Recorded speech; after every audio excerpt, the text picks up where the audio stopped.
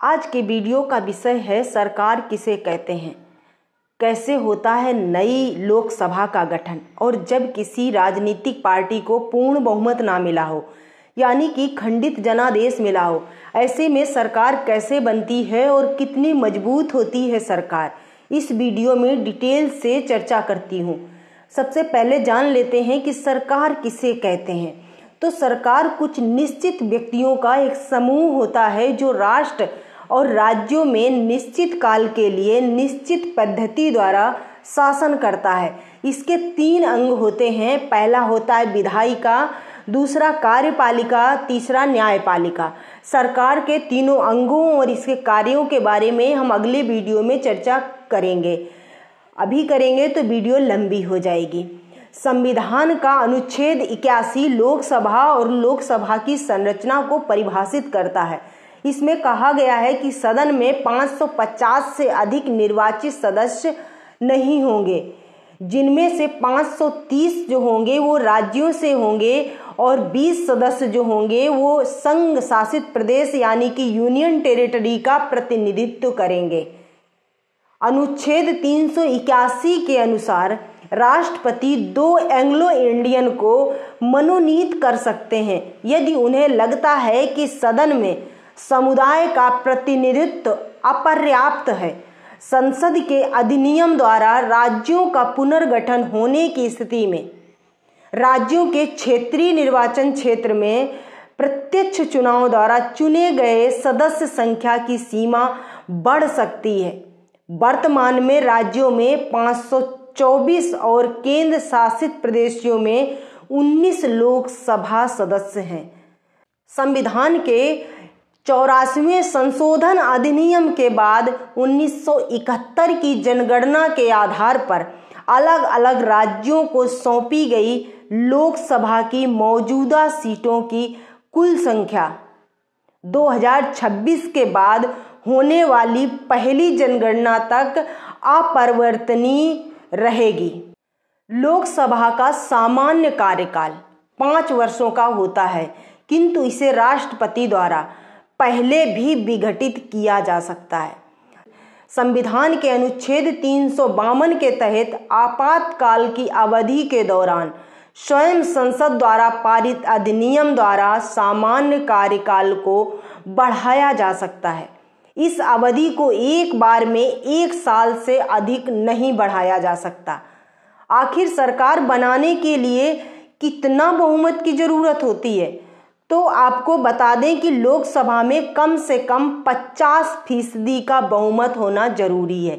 इसका मतलब यह हुआ कि पार्टी को कम से कम 272 सीटें जरूर जीतनी चाहिए। यदि पार्टी 272 से अधिक सीटें जीतती है तो वह अपनी खुद की सरकार बना सकती है। हालांकि यहाँ 272 से कम सीटें होने पर पार्टी को अन्य किसी पार्टी का सहयोग लेना होगा, जिससे गठबंधन की सरकार बन सकती है। यही वजह है कि कोई भी राजनीतिक पार्टी कोशिश करती है कि वह पूर्ण बहुमत के साथ अपनी सरकार बनाए, जिससे वह सदन में किसी भी मुद्दे को कम विरोध के साथ पास करा सके, क्योंकि जितना अधिक बहुमत होगा उतना ही किसी भी मुद्दे पर विपक्ष की ओर से कम विरोध होगा। गठबंधन राजनीति के इस दौर में खंडित जनादेश में सरकार बनाने के मुद्दे पर समय समय पर मंथन चलता रहा है। सरकारिया आयोग द्वारा विशेष रूप से इसमें स्पष्टता लाने की कोशिश की गई। इसकी सिफारिशों में कहा गया है कि किसी भी दल को स्पष्ट बहुमत ना मिलने की स्थिति में चुनाव पूर्व हुए गठबंधन को बहुमत के आधार पर बुलाने को प्राथमिकता दी जाएगी। दूसरी स्थिति में सबसे बड़े राजनीतिक दल को मौका देने और तीसरे क्रम में चुनाव के बाद हुए गठबंधन को अवसर देने की बात कही गई है। हालांकि इन सभी परिस्थितियों में दावा करने वाले किसी भी राजनीतिक दल या गठबंधन को सरकार बनाने से पूर्व संख्या बल सुनिश्चित करने का अधिकार हमेशा राष्ट्रपति का होता है। राज्यों के मामले में ऐसा ही अधिकार राज्यपाल के पास होता है। सरकार गठन से पहले सरकार बनाने का दावा करने वाले राजनीतिक दल या नेता के बहुमत के समर्थन की पुष्टि हेतु आवश्यक पड़ताल करना भी इनके अधिकारों में अंतर्निहित है।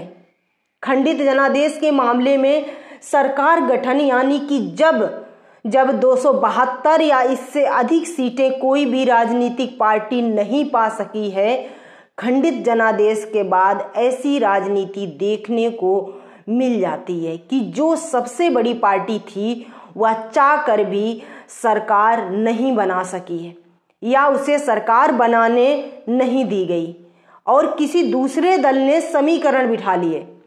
अस्थिर राजनीति के दौर में राज्यों के मामले में अक्सर यह देखने को मिल जाता है। यह भी सच है कि ऐसे मौकों पर फायदा उसी दल या गठजोड़ को होता है जिसके साथ केंद्र सरकार होती है। ऐसे मौकों पर राज्यपाल को स्वविवेक से फैसला करना होता है और निश्चित ही यह विवेक राजनीति निष्पक्ष नहीं होती है। इसलिए खंडित जनादेश की स्थिति में सरकार बनाने के दिशा निर्देश बेहद स्पष्ट होने चाहिए। सबसे पहले सबसे बड़े दल या गठजोड़ के नेता को आमंत्रित करने की परंपरा को यदि संवैधानिक बाध्यता में बदला जाए तो कई तरह के विवादों पर विराम लगाया जा सकता है। अभी जो व्यवस्था है वह सांसदों या विधायकों की खरीद फरोख्त जैसे राजनीतिक कदाचार को बढ़ावा देती है। उदाहरण के तौर पर 18वीं लोकसभा यानी कि अभी के इलेक्शन में जैसे बीजेपी और कांग्रेस में से किसी को भी बहुमत नहीं प्राप्त हुआ है। वहीं बीजेपी के सहयोगी दलों यानी कि एनडीए को मिलाकर देखें तो 292 के लगभग सीटें मिली हैं जो कि पूर्ण बहुमत में है। लेकिन यदि किसी कारण से इसकी सहयोगी पार्टियां इससे दूर हो जाती हैं तो ऐसे में कांग्रेस प्लस इंडिया ब्लॉक भी अलग हुई पार्टियों से संपर्क कर सरकार बनाने का दावा कर सकती है। सरकार बनने के बाद 14 दिन में लोकसभा में पार्टी को अपना बहुमत भी सिद्ध करना होता है। यदि सरकार बहुमत साबित करने में सफल नहीं हो पाती है तो सरकार उसी समय गिर जाएगी। अपूर्ण जनादेश से गठबंधन से बनी सरकार स्थायी नहीं मानी जाती है। आज के वीडियो में बस इतना ही। बने रहिए हमारे साथ। मिलती हूँ अगली वीडियो में। चैनल को सब्सक्राइब जरूर कीजिए, वीडियो को लाइक और शेयर कीजिए। धन्यवाद।